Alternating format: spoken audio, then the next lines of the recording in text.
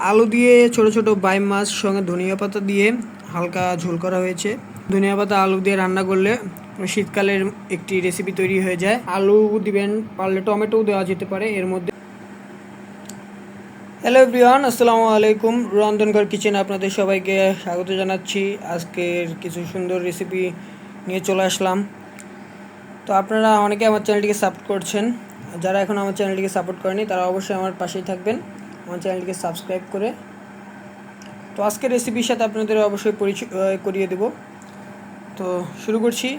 দেখুন, এখানে আজকে রান্না হয়েছে আলু দিয়ে ছোট ছোট বাইম মাছ সঙ্গে ধনিয়া পাতা দিয়ে হালকা ঝোল করা হয়েছে। আজকের এই রেসিপিটি খুবই মজা হয়েছে। আর বাইম মাছ এরকম ধনিয়া পাতা আলু দিয়ে রান্না করলে শীতকালের একটি রেসিপি তৈরি হয়ে যায়। আর আমাদের বাসায় বাইম মাছ তো সবারই খুবই প্রিয়। তো অনেকে আছে আবার বাইম মাছ খান না, তো তারা অবশ্যই এইভাবে ট্রাই করে দেখবেন। আলু দিবেন, পারলে টমেটোও দেওয়া যেতে পারে এর মধ্যে, আর সঙ্গে ধনিয়া পাতা দিবেন, তাহলে খেতে আরও বেশি সুন্দর লাগবে। ধনিয়া পাতা যে কোনো তরকারিতে ব্যবহার করলে খুব সুন্দর লাগে খেতে।